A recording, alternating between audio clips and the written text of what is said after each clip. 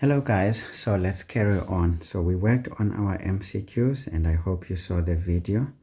Otherwise, if you missed it, I'm going to link it in the description below. Otherwise, let's carry on with this November 2018 doing question 2. Now this is the organic chemistry section. So we are given information that a test tube containing a straight chain organic compound, not a branched chain. So this is very important. Organic acid, by the way. Not just anything, but organic acid X. Okay. Ethanol and a catalyst. See, this is an alcohol. And a catalyst is heated in a water bath as illustrated. So what are we doing here? We are forming an ester. So this is a practical investigation for a particular ester, or at least some of you may have gone through this in school already. Some of you may have even done an investigation question on this, because it's a practical thing that is often done at schools. So can you see, guys, most of the work that's done, make sure you know all, even though you need to still know more than that, but you must already know what was done already in class. Okay, so we're just basically forming an ester. So can you see, once you know what's cooking, the rest becomes easy. So you can see a test tube, water bath. We've got our compound X combined with alcohol. With an alcohol and a catalyst. And then, of course, we're going to form our ester here. Of course, we need to bend it a bit. Great, not a problem. So it says organic compound Y is produced. Okay, that's the ester, according to the following equation. Okay, no problem.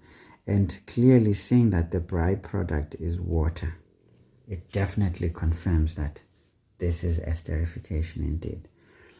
Okay, because we call it a condensation reaction. Right, now we go for the stuff. Give a reason why a test tube is heated in water, in a water bath instead of directly. Why? Because we know our friend here is flammable. Alcohols are flammable. So we can say the alcohol is flammable,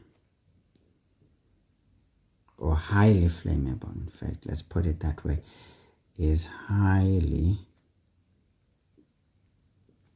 don't know how to write this, flammable, meaning it would just burn, and therefore we would not form our ester, and so it would defeat the purpose of this whole business right here. So that's just all that matters here. So it says write down the type of reaction that takes place here. Now the type is condensation.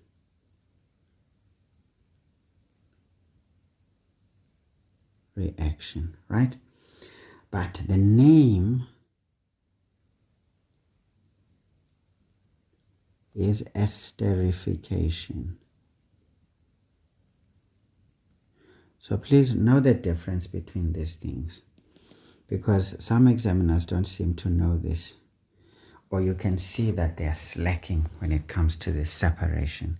A type, it's a general thing. A name is a specific thing. And I hate it when the word type is somewhat regarded as saying a specific name, because that's not true. This is why you make the worst scientist in the world. So we don't want scientists on paper, guys. We want scientists to actually create things.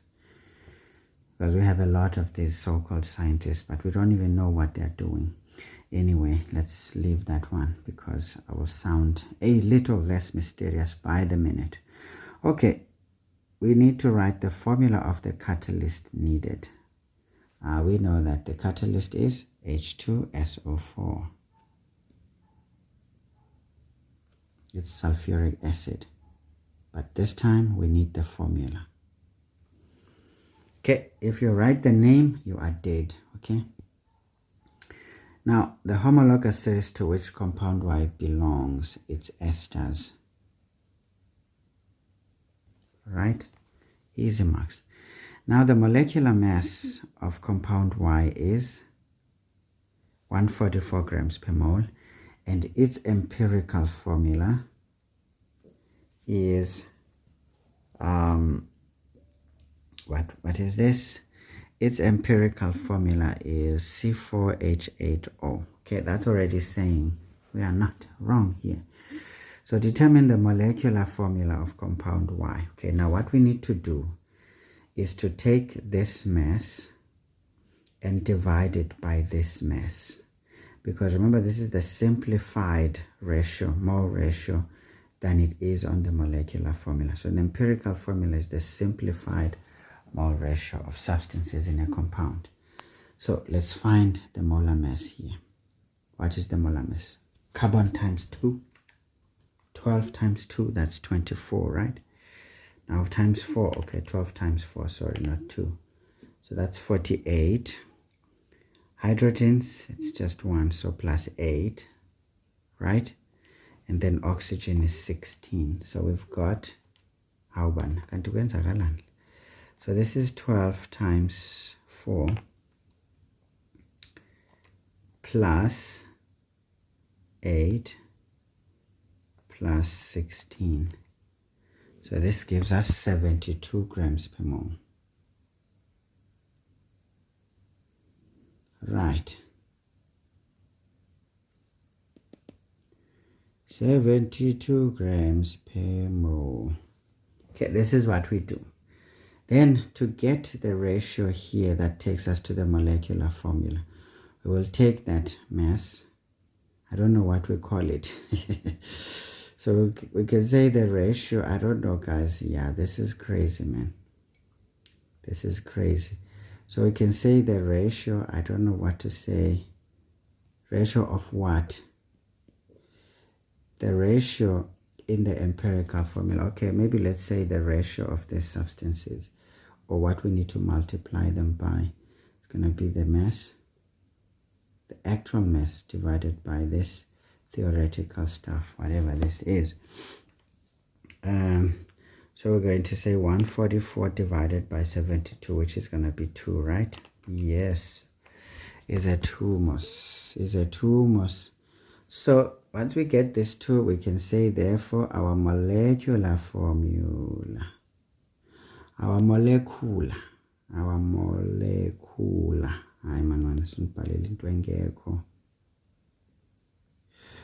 molecular formula is going to be 2 times C4H8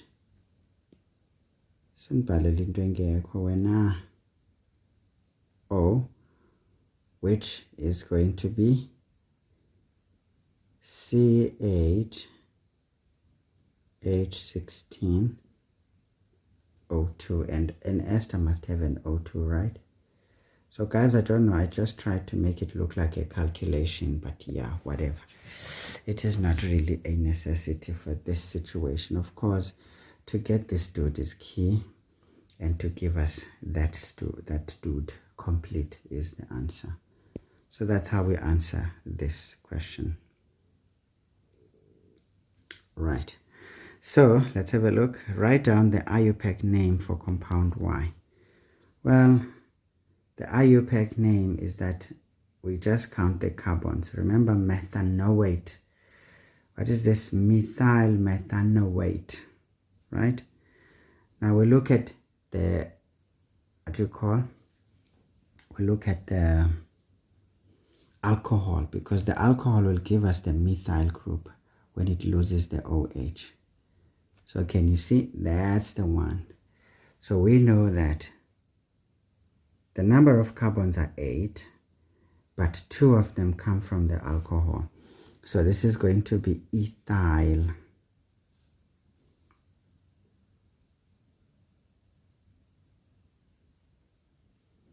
This is ethyl.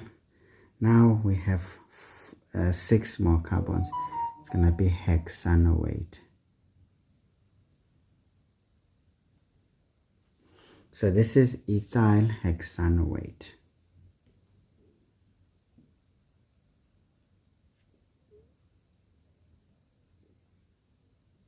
Okay, we put the O8. So again, guys, it's all about, knowing basics here. Nothing really strange here. So the alcohol part gives us what we call the alkyl group to our ester. And then the ethanoic acid, or whatever this was, the hexanoic acid, would give us the hexanoate ion, becomes the other one. That's why we call an ester an alkyl alkanoate, right? The alkyl group comes from the alcoholic end,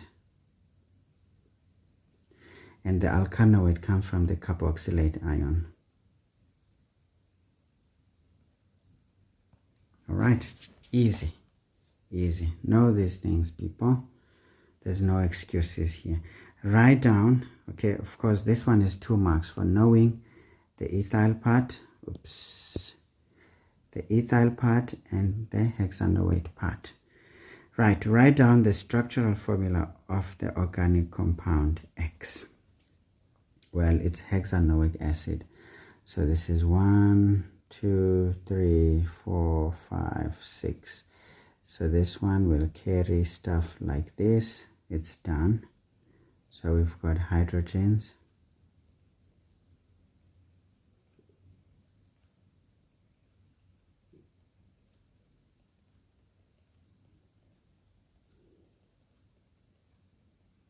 Nice and easy.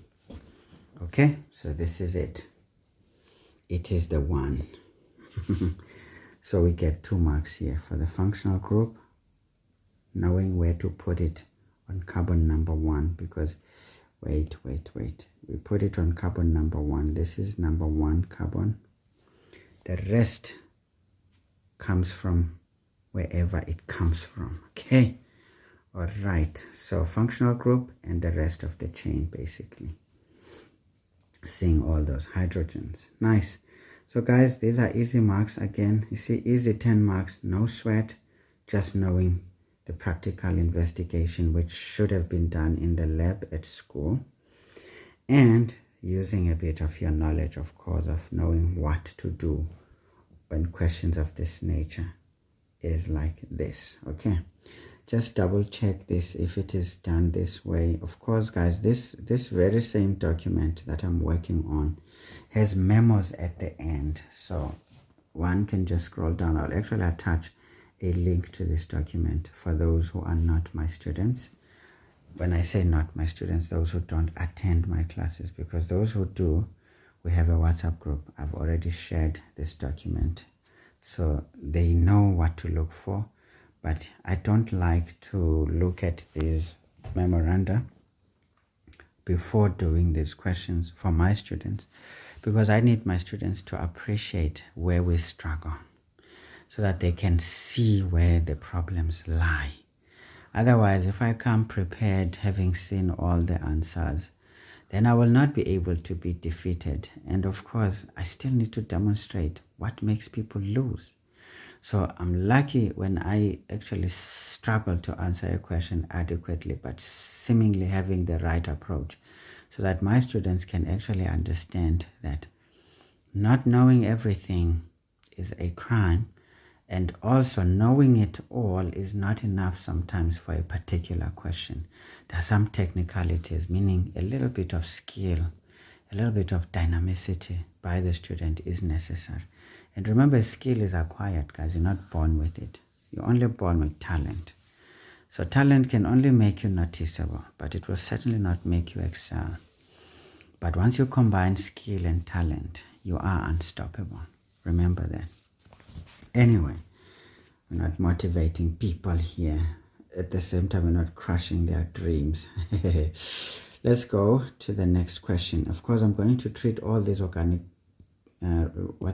organic chemistry questions quickly, because they don't seem long, so I can really drill them within 40 minutes or so. Now, this is on physical properties, which is a common question always, especially this one, right? Where we need to talk about why they look different and stuff.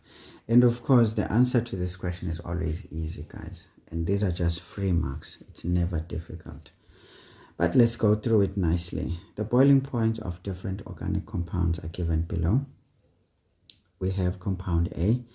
What is that? What is that? This is methanoic acid. Okay? 1 carbon, it's meth. 2 carbons, eth or eth. 3, it's prop or prop. Is it prop or is it prop? I don't know. And I don't want to know. So this is methanoic acid. This is ethanoic acid. This is propanoic acid. This is butanoic acid. 1, 2, 3, 4. Yes. These are the ones. Sorry. Yep. So, are they different? I don't like that word. Why do you say these are different organic compounds? Are they really different? They belong in the same homologous series, man. I would rather you just say this is a boiling point of some organic compounds that belong to a particular homologous series, because they actually have similar properties. But anyway, they differ in terms of the names and the actual structure, length and stuff. Now, the first question, define boiling points. Now, for you, student, don't just focus on this one. Answer this question and think about others. Vapor pressure, melting point. Is there any other? Yeah, all the likes. Just go to physical properties and go for definitions. So for a student, I would say straight up, question 3 is sparking a question of whether do you know definitions when it comes to physical properties. So of course I'm going to say revise definitions on physical properties of organic compounds. Right. Because this is whether you know it or you don't. Because if you don't, go back and revise. If you know, then tick that, okay, I'm comfortable here. I'm not worrying about this thing. Because you guys waste a lot of time reading what you already know, studying what you already understand. And I'm like, what the hell? What are you trying to do? And then you go and choke on things you don't already know, but you didn't give them the right time. There's no point in cross-nighting, guys. You just don't need to. There are things you know already at your fingertips. Those are the things you just check if you know. But if you don't, you go and revise. That's what you call studying. You study strategically. Don't just go blindly. Whether you write as many notes as you want, if your studying is not focused, you're not going to win. You will just write a lot of books that you don't even understand. If I can ask you what is on page 5 on your notebook, you wouldn't know, but you wrote it. But if you're studying and your note-taking was focused, you would know exactly what is there. Anyway, let me not talk because I don't want to not answer these questions quickly. Okay, the boiling point, we can say it is a temperature at which the vapor pressure of a liquid is equal to the atmospheric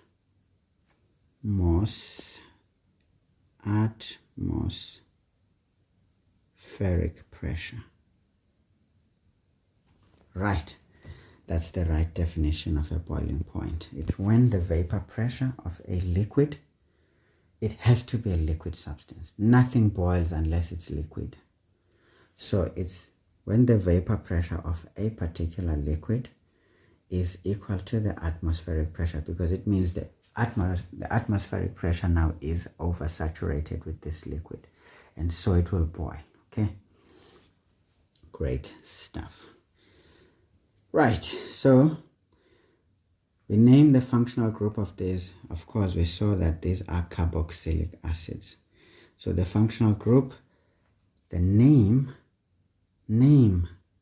of the functional group, or name of the functional group.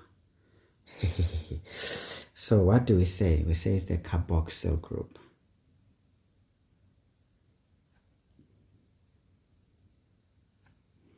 We say it's the carboxyl group.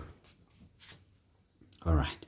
Again, these are the things, guys, that again are also highlighting the fact that, do we know these functional groups? Do we know what we call them? What is the name of these functional groups?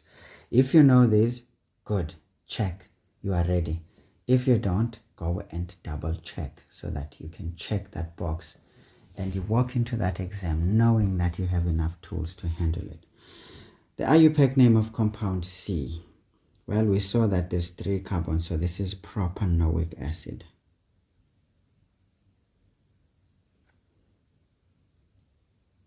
Okay, propanoic acid.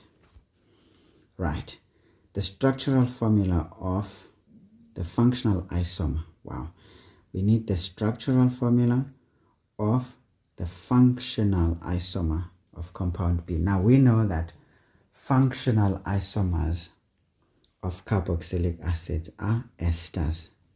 So now we need an ester that has a similar thing.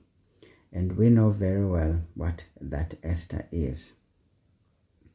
It's ethyl methanoate, if we like.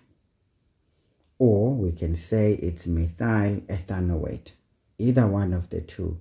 They are actually functional isomers of what is this? Propanoic acid.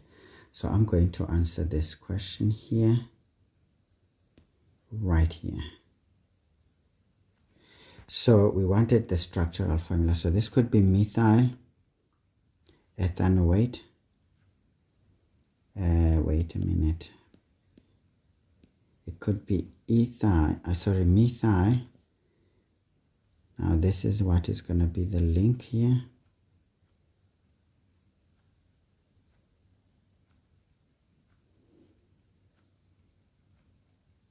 All right.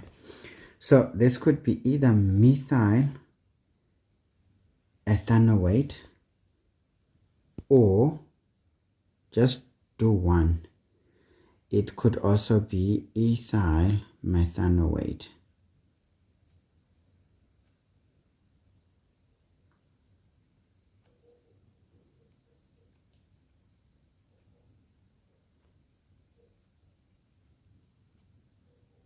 Okay, so be very careful. Again, whatever you do must make sense. If we go back to compound C, was it compound C? Question was on compound B. My goodness. Okay, yeah, sometimes lapse of judgment happens. Compound B is ethanoic acid. Okay. Now, ethanoic acid, there's just 2 carbons, right? So it means we will have to take this one. So it's methyl methanoate, right? Yeah, methyl methanoate, and there's nothing else we can do. So there's only one. Okay, be very careful, guys. It's easy to answer like I just did, and yet I'm not answering the right question. So be very specific in your answer. So this is methyl methanoate. Nice and easy. There's 2 carbons here, 1, 2, there's 2 carbons. Then there's 4 hydrogens, 3 plus 1, there's 3 plus 1, 4 hydrogens, there's 2 oxygens. There they are. So it nicely balances properly. So we get our 2 marks for the alkyl part and the alkanoate part. Great. So it says, which one of the compounds A, B, or C has the highest vapor pressure? Refer to the data in the table to give a reason for the answer. Obviously, guys, the one that is the smallest will have a higher vapor pressure at a given temperature, right? Because the intermolecular forces are less stronger than the others. The longer the chain, the stronger are the intermolecular forces. So we can just say it's compound A because it has a shorter chain length and so will have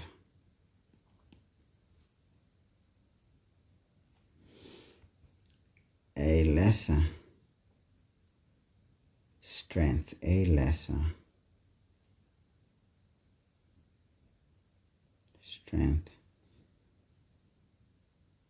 in its Hibo guys, maske sicinge futhi sothini kodwa we want to know that this is linked to intermolecular forces, okay? But what motivates that? It has, maybe let's say it has less strong intermolecular forces due to its shorter chain length. Nice. Okay, of course guys, be concise. Of course, don't go to town too much, but remember the essence of trying a little bit to stretch the definition, or at least the reason, is to ensure that it is complete. You don't want a lingering explanation. For example, if you just say because it has a shorter chain length, so what does a short chain length mean?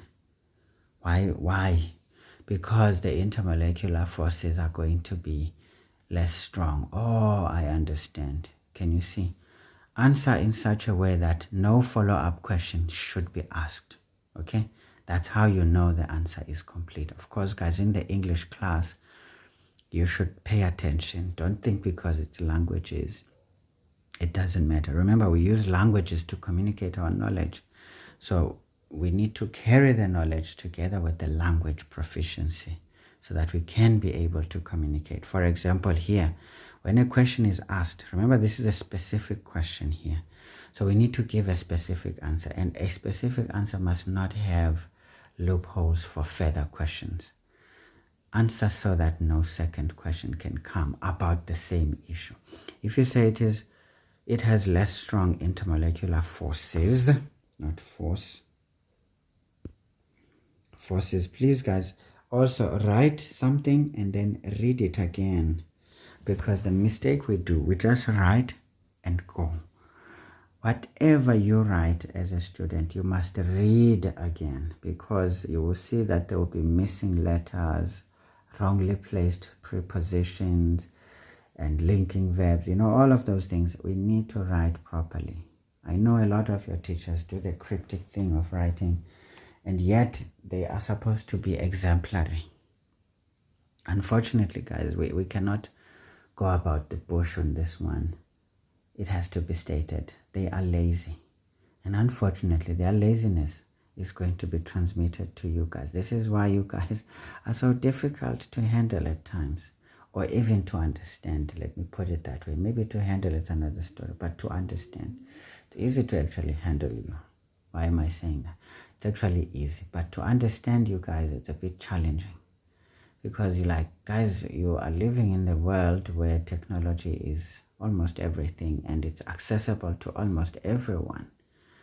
But people have no knowledge whatsoever. I don't even want to mention insight, just knowledge, the basic thing. They don't have it. We won't go to insight because that is not for everybody. But people in the past, for me, when they had knowledge, that was coupled with insight. Now we have people who just know, but they have no insight. And you can hear when you argue about issues, you can see the resistance in them, that these people are just ignorantly resisting because they have knowledge that they don't understand its utility. They don't understand its flexibility. They don't understand the conditions which you would look into this knowledge and conditions in which you would disregard this knowledge. Now for them, as long as it is there, it fits everywhere. And I'm like, wow. Wow. Anyway, guys, it's a wow, isn't it? It's a wow. It's a wow. Anyway, the boiling point of compound B is now compared with compound X. Okay, we're taking the ethanoic acid and we're comparing it with this compound X. Now what we see here, this is a primary alcohol. Right. That's a primary alcohol because the OH is on the last carbon or the first carbon if we think about it that way. Great. So now why are these having different boiling points? Look at the ethanoic acid. It has 118 degrees Celsius, whereas this propanol has a 98 degrees Celsius boiling point. If you look at these two, we will see that, okay, it makes a bit of sense because the chain length is comparable. It's not exactly equal, but it's comparable, right? 2 carbons versus 3, not so much of a big deal, is it? Because there's an extra oxygen that would stand in for the carbon. So the molecule itself is not really that far off. Again, 12 and 16 is just a difference of 4, so come on. This is more like having the same chain length, to be honest. Anyway, this is just me thinking out loud, of course. Sometimes you've got to be flexible, guys. You cannot be stiff. I know most of your teachers are forcing you down the path of being stiff. And that is not science. Science is flexible. So you've got to be flexible. And they need to allow you guys to be like that so that you can come up with things instead of always seeing things coming up from overseas and we just have to follow on. Okay, besides the conditions used to determine boiling points, give a reason why this is a fair comparison. Despite the conditions, right? Besides the conditions used to determine boiling points, give a reason why this is a fair comparison.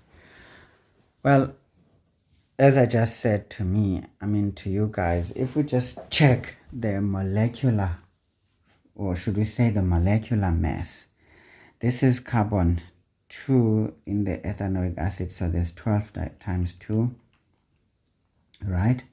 That's 24 plus 32 for the 2 oxygens, right? That's 56. And then we add 4 for these hydrogens there. So we've got 60 grams per mole for that one. Now let's look at the second one. The second one is basically 12 times 3, which is 36, right? Plus 16, that's 52, right?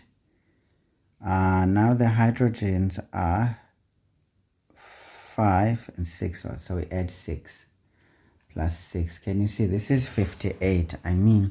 58 and 60.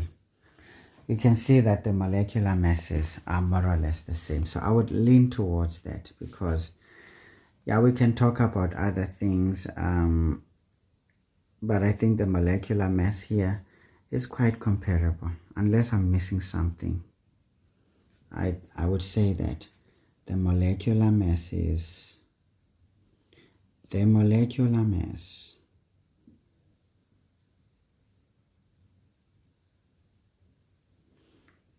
of X is 58 grams per mole, and that of B is 60 grams per mole, which are not significantly different, or we can say which are not that far from each other, which are not that far from each other. Remember, guys, this is an exam. Sometimes you don't have the words the examiners had in mind, and you're not taught by them. So you will not certainly bring up something that they had in mind. Sometimes it's what you have in mind. Okay? Do not limit yourself to try and find what they are looking for. Whatever you think of, hoy, they will deal with it themselves. But make sure whatever you hoy in, you put a nice argument. For example, I wouldn't say they have, maybe you can say if you're brave, they have comparable molecular masses. 60 versus 58, it's not something you would say it's significantly different from each other. But if you are scared like me, you'll try to be technical about it and give the values and then say later these are comparable. Because then you're trying to show that you know what you're talking about and you know how to look at it. It means also your critical skill of thinking and comparing things, independently is good. You don't need to be prompted, right? Right, so you can just say they have comparable molecular masses, or their molecular masses are that different from each other. So it makes it a fair comparison, because you don't want a too great molecular mass and a too small molecular mass, and they belong to different homologous series, and then that comparison is going to be bad, right? Take, for example, iodine, right? If you take iodine and ethanoic acid, which one will have a higher boiling point between those two? Obviously, the iodine. Why? Because it's a larger substance. There's lots of electrons taking place in this, London forces. So they will eventually be stronger. As much as this one has hydrogen bonds, but they are of a fewer number compared to those, London forces in the iodine molecule. So at the end of the day, this is more like comparing a stone and bread. I mean, those things are not at all alike. So you don't do that.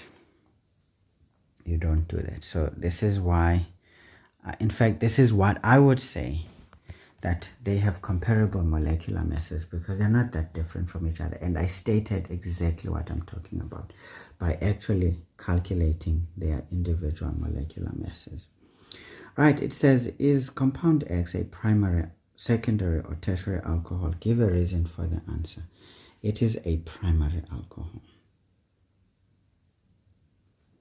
Primary alcohol. Oh, because I'm writing. Right, why? Because the hydroxyl group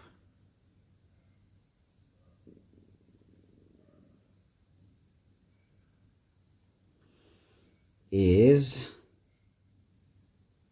bonded to only one carbon. Oh no, that's not true. Okay, I said primary alcohol. Reason, let me try to make it fit in here. Primary alcohol, reason, we can say the hydroxyl group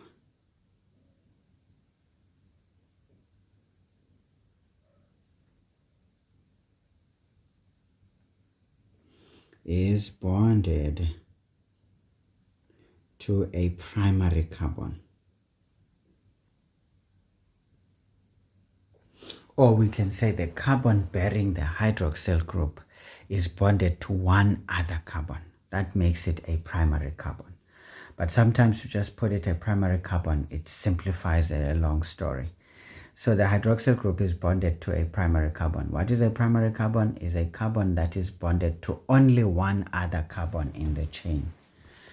The carbon that is bonded to two other carbons is called a secondary carbon.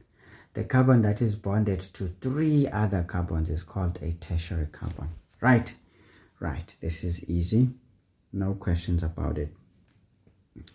Now, fully explain the difference between the boiling points by referring to the types of intermolecular forces present in each of these compounds. Okay, now this is the part where we take the marks, right? Yeah. So we can say, firstly, ethanoic acid, or in fact, let's just use the symbols. We can say B has two sides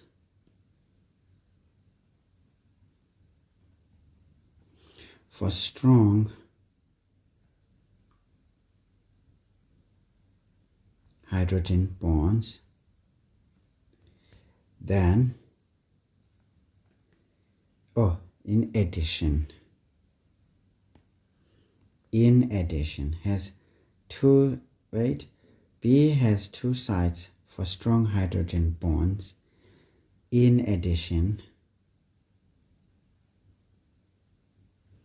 to London forces, right? Compared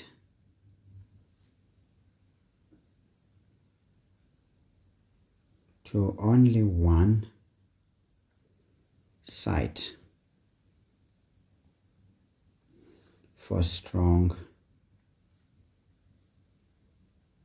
hydrogen bonds in X.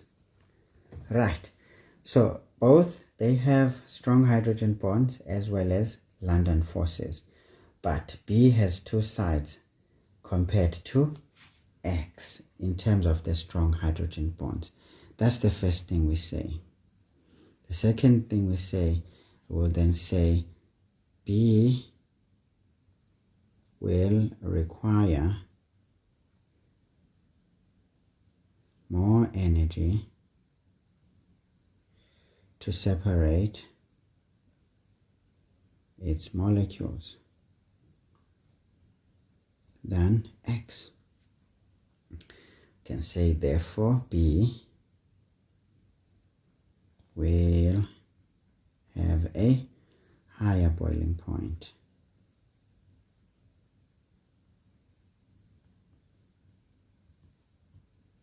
than X. Yani vele ndabhala into endingayiboni. Nkosi nofefe. Zange ndayinikwa i-patience. You know what, my writing, guys, is actually beautiful.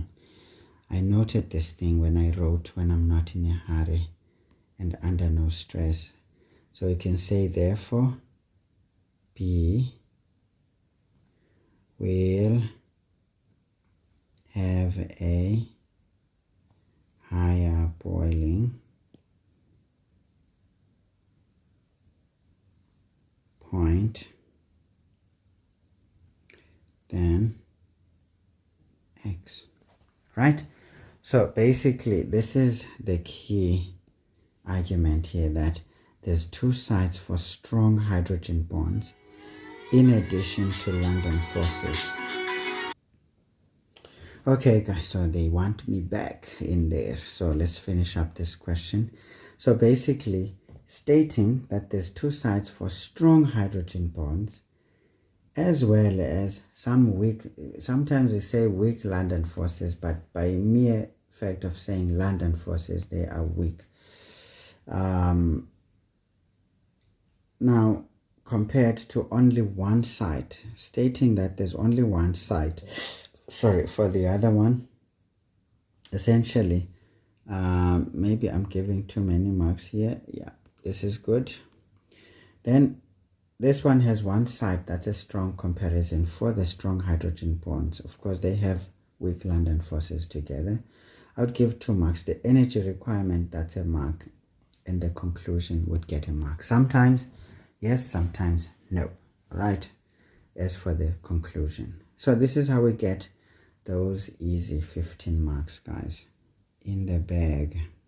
As you can see, this can be done at a go, so there's no need to waste time when doing organic chemistry, especially a question on, say, naming, you know, just the theory part. There shouldn't be difficulties, but challenges probably would come to organic reactions. Then there's a little bit of sweating that needs to happen. I don't know what I did here.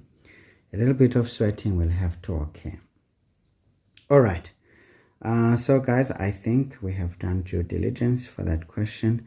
So let's take down question 4 so that we are done with the organic chemistry part of this paper, so that tomorrow in our tutorial we will start from question 5 onwards, because these are the questions where we have some serious points of discussion. Even question 4 is quite a heavy question for grade 12s, because there is a lot of knowing things. But if you know the theory well, for question 4 you are done.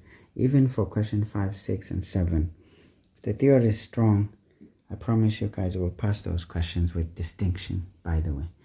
Anyway, let's quickly finish here. 3 reactions of organic compounds from the same homologous series are shown below.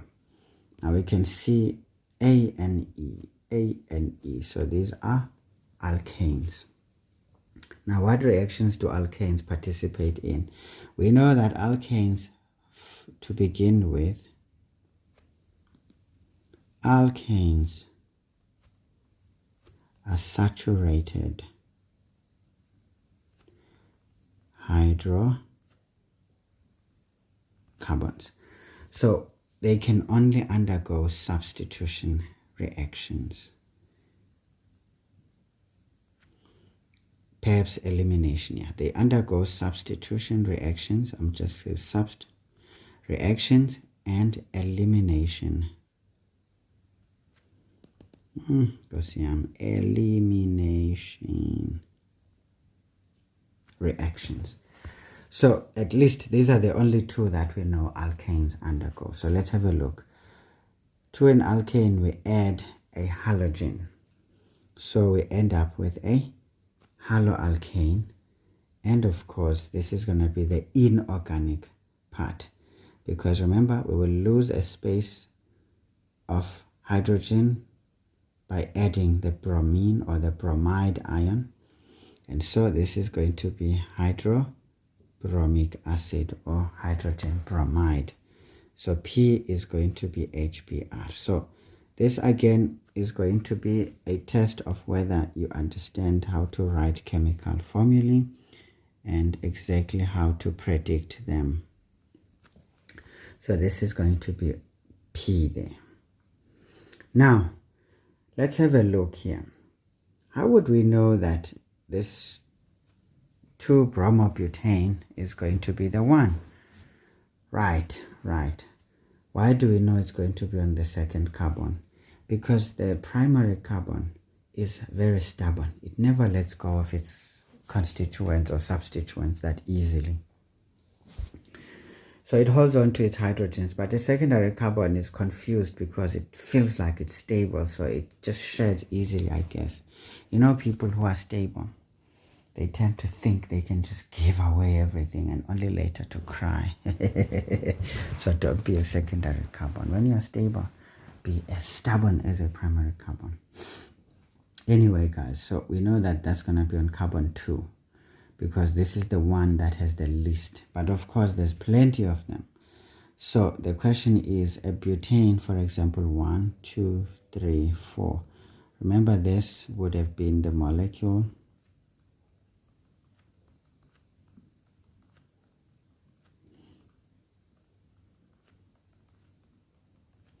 So the question is, why do we choose the second carbon? Because even if we came to the other end, it would either be this carbon. And wherever we did the actions, it's going to be the second carbon. So this is why it is the second carbon. So just remember, we need to know why. Because for this to be solid, it has to make sense. Great, that's done. That is a substitution reaction. So we'll just say SR. That's what we see there. Pentane, excess of oxygen. Now, once we see that word excess, it means it's a complete combustion of pentane. So obviously, this is going to yield carbon dioxide and water vapor. Right?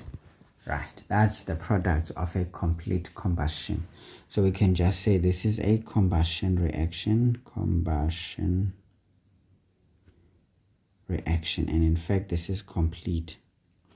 Because of excess oxygen. Because if oxygen was not in excess, then we would have an incomplete combustion, meaning this guy would be replaced by carbon monoxide. And it can come, be very prepared for that. Now, reaction 3, we've got hexane that goes into some alkene. We know that if we took an alkane and went into an alkene, this is a elimination reaction. I'm just going to say ER, the emergency room. And of course, we had hexane, now we formed basically ethane. So it means this one must be butane. Because when we eliminate here, we will form, is it elimination or is it cracking? It looks like cracking. Because if we end up with two compounds from an elimination, but now this one has a shorter chain than the parent, it's not elimination, it's actually cracking. This is cracking. And yeah, this is cracking. Right, we know that we use high temperatures and high pressures here to do the cracking. Or we can decrease the temperatures by doing the so-called catalytic cracking. But we normally talk of thermal cracking when we talk about this. But yeah, when we get to industry, it would be dangerous to do thermal. So yes, it is there, but we use a catalyst to reduce the amount of energy that would be necessary to handle things. So these are the reactions that we have. And again, guys, a student who is learning now would know that I need to go back and revise all organic compound reactions, reaction conditions, you know, the products, the reactants, you know, all of those things. Because if you don't go back and revise, this is going to take you down. But if you revise, you'll come to it fresh with an understanding mind, and you'll be able to navigate questions. Not to say you will master all of them, but most of them you will have, you know, a feast. Right. So as you can see, it's easy to make a mistake and say elimination reaction. But if you don't check and be like, hold on, that one is a shorter chain than the original. So this can't be elimination, but it's a splitting of that molecule into two smaller molecules. So that's cracking. See, you correct yourself, because whatever you think of at first, it's okay, but then revise it. Is it indeed what you think? No. Then what is it? It is whatever it is. Anyhow, let's go for this business. It says define the homologous series. Again, guys, definitions on organic compounds is something that is a lower grade question whenever it is asked. So do not fail. What is a homologous series? It's a group of organic compounds that can be described by the same general formula. So we can say a group of organic compounds that can be described by the same general formula. Right? Easy. Again, these are very, very, very easy things to say. Just say it. But make sure you read what you wrote so that everything is following nicely. We don't want cryptic things here. Name the type of reaction represented by reaction 1. So this is substitution reaction. I like it now. This question is good. This is a substitution reaction. Easy stuff. And then write down the formula of the inorganic compound B. It's going to be hydrogen bromide or hydrobromic acid, if you will, but it says write down the formula, so we need to be very specific. We have to write HBr. Okay, give the structural formula of a positional isomer of 2-bromobutane. Now we need to give the structural formula of a positional isomer. Okay, I'm going to do it over there because of space. So remember, this is 2-bromobutane. This one is going to be just 1-bromobutane, right? Because that's the one. So this is going to be C, C, C, C. Now we can just write the bromine atom there. Of course, this is not following the rules here. This is us doing our own thing. Okay, So there's a hydrogen there, hydrogen. Remember, these must be complete. Okay, so that would be a positional isomer of bromobutane. Right. So it just means our ion here, the bromide ion, instead of being in carbon 2, it can be in carbon 1. That's it. It's either it's on the first carbon or on the second carbon. And of course, this would be a minor product. If at all one would ask, what would this be? Because the major product follows Markovnikov's, is it Markovnikov's rule? Markovnikov's Ganen, it comes when? In addition reactions. Elimination, it's Zaitsev's rule, right? So this doesn't follow the Zaitsev's rule. So this would be essentially a minor product, actually. Sometimes this question can be asked. Say, what would be the minor product in that reaction? They would just tell us that and not write this. And say this, or perhaps say this is X. Say X is the minor product. We should know that this is not going to follow Zaitsev's rule. Is it Zaitsev or Markovnikov? Hey, bana, what's about the total squadron with substitution ganen? But in any case, Zaitsev's rule is for elimination, right? Markovnikov's is for addition reactions, I think. But substitution, but again, it follows the same pattern. Markovnikov, right? Markovnikov's or Markovnikov's. These libellas are rules. Now, again, revise those rules so that you know which one is which. I forgot them now. Using molecular formulae, write down the balanced equation. Remember molecular formulae, not structural formulae. Write down the balanced equation for reaction 2. Again, combustion reaction is easy. Pentane is C5, H2N, that's going to be 10, plus 2. So that's going to be H12. Plus excess oxygen, it's O2. It's going to give us carbon dioxide plus water. Now, we need to balance the carbons. There's 5. We put 5.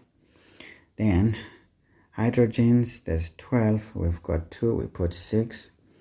Now, the oxygens are off balance. Let's see. We have how many oxygens? 10 plus 6, 16. And then we've got just 2 there. To get 16, we put in 8. Is done and dusted. All right? Because we've got 5 carbons, 5 carbons. Oxygens, there's 2 times 5, 10. Plus 6 times 1, that's 16. And then we've got 8 times 2, that's 16. Everything is on point. Hydrogens, there's 12, there's 12. So we are done. Nice and easy. This one didn't percuss us or harass us at all. Okay, 3 marks, of course. The mark is for this dude. Maybe let's mark it darker. That dude, and that dude. Those coefficients. Because it wasn't too bad after all. Now it says reaction 3 is an example of a cracking. Goodness, there it is. So if you forgot and couldn't remember the word, the examiners here became friendly. It says define a cracking reaction. Now again, guys, definitions, standard grade materials. Cracking reaction is a breakdown of larger, longer chain organic compounds into smaller usable compounds. So it is just a breakdown of longer chain organic compounds into smaller usable compounds. Okay, or molecules if you will. Easy. So it just said a cracking reaction. It didn't say what are the requirements. Okay, but we can say here either using high temperatures and pressure or a catalyst, because we can say a catalytic cracking versus thermal cracking. But again, just revise the definition, but I think this is enough because it's a breakdown of longer chain organic compounds into smaller usable compounds, either using high temperatures and pressure or a catalyst. Now it says give the structural formula of compound Q. So we saw that it's going to be butane, so this is going to be C.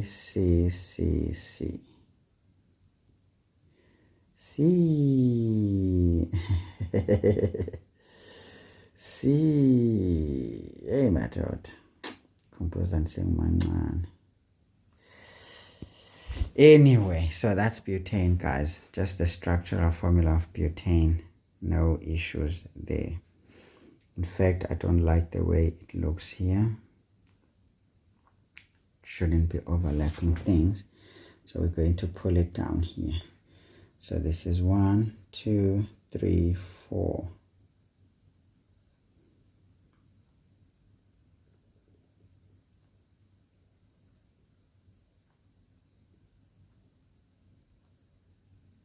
All right, so there's our butane.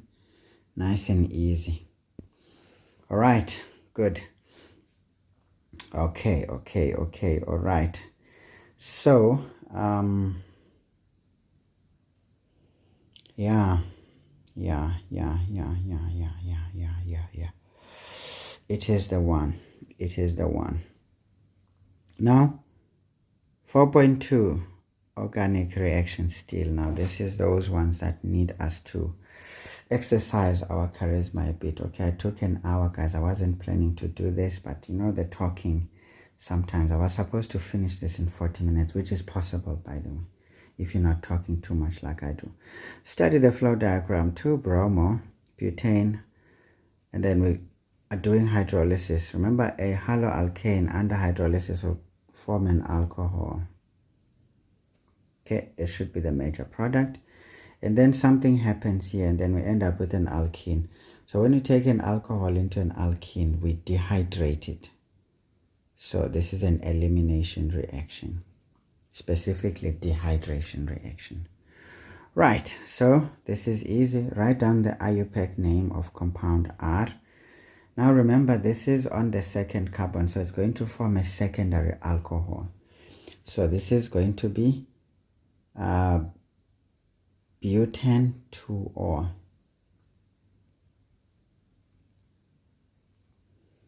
Butane 2-ol, because it shows us that the hydroxyl group is going to be replacing the bromide ion in the second carbon. So that's butane 2-ol. Some people write 2-butanol, which is fine. Compound R reacts in the presence of concentrated phosphoric acid. Okay. Now we know that we dehydrated, so it's fine. It eliminates. Okay. To form an alkene, write down the structural formula of the major product in this reaction. Okay, so now this one is a bit technical, but again, it's easy because we know that we're going to lose the OH group and the one next to it. So first of all, we need to picture what was this compound R like. So this is 1, 2, 3, 4. And then on this carbon, we've got the OH. And then the hydrogens.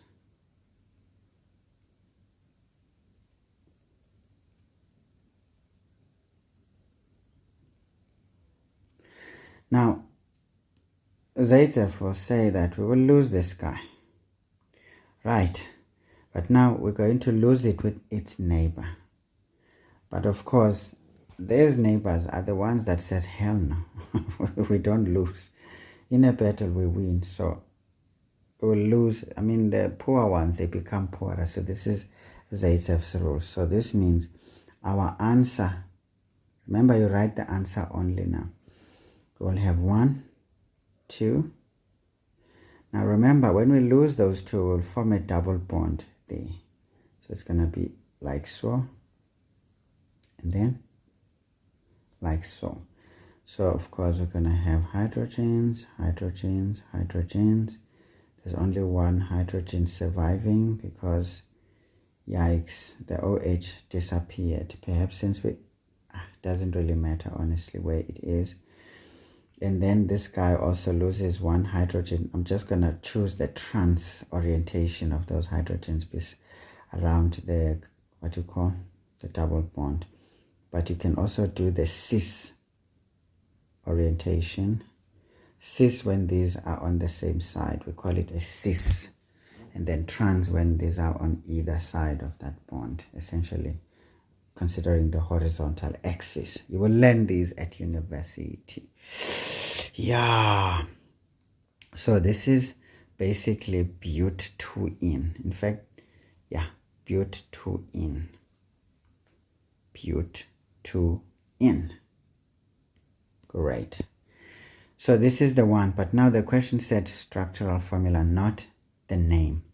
But of course, if we had to name it, we would say but2-ene. But2-ene. Yeah, yolonto. Itsho ke lonto, itsho njalo, itsho kwavokotheka. Akwayiva ke loo ntetho. Itsho kwavokotheka. So easy 17 marks, folks, in this parade right here. And of course, I became a little bit later than I planned to, because we are discussing, guys, I need to highlight areas for one to go and revise. As you can see, as we keep going through here, I highlighted what the student should check if they know. And if they don't know, the student must ensure that immediately after this exercise, that gets checked. All right? Then it makes you prepared, better prepared, because it's not about doing a ton of question papers, to be honest. It's just knowing how to handle those papers. Of course, beforehand, you try and do as many so that you can stumble onto questions that you cannot answer. You try your best, don't give up, try your best, then look up the memorandums, see how the memorandums will put it better. And of course, if you don't understand the memo, go and read. Then see if you can marry what you wrote, what you read, and what is on the memo, and what you understand. Then if you're still in doubt, you have your tutors, guys. I'm here too, there's many others. Ask. And then if you get clarity, you grasp it, you grab it, you use it to grind with it so that it becomes easy to use it again in the future. Then, guys, that's it. You would never really fall short in any exam if you do this. You will pass, of course, with a decent mark. But a distinction would require you to be already relaxed by now, because it means you should have been working this way ahead of time, so that by the time you get to this part where you are writing exams, you are just simply, covering the bases there and there, because there's always corners that don't get the light, even if you shine the room, but there's always behind the cupboard, You just go there and have a look. Is there something I need to correct? But everything is in place. And of course, even those that you don't see, when they are on point, you never worry about them, because when you turn around to face them, you will see something that you can predict. Anyway, guys, enough of the nonsense and the talking too much. I hope, guys, I tried to make this as comprehensive as possible, to not just answer these questions, but to highlight issues that need to be revised, if not already understood by the student who is watching this video. So tomorrow, for those who are my students, as in who attend my online classes, we are going to do a class on question 5, 6, 7, 8, 9, and 10 we don't do, because you guys don't do that inorganic chemistry part. So we'll end on question 9, the electrolytic cell. And of course, depending on how fast we're going to go through these and how much knowledge is necessary to go through these, and of course, remember, I'm on the teaching mood when we do this. I'm not necessarily just answering, because that's not enough. What needs to happen is for me to highlight important things and to ensure that I also drill a bit on the basics that are necessary, and of course the knowledge that should be acquired by now. And then of course, depending on how we feel and how we are doing, we can add some extra questions Remember, there's plenty of questions here. There's also 2019 as well. Oh, it's just a memo now. So you see there's a memo there to go and have a look. So there is some other questions before these. You see there's questions here. So we can enjoy these questions nicely. So we can even go a bit back, just to play around these things a bit. Yeah, to experience, Again, you have this document in the WhatsApp group, so you should have already attempted the other questions. I just randomly chose that 2018. As to why, I don't know, but I just did. And remember, I am a witch doctor. I tend to sniff what is coming, so never take what I say for granted, or you will cry. Right. Goodbye. We will meet tomorrow. We'll try to meet a bit earlier than usual.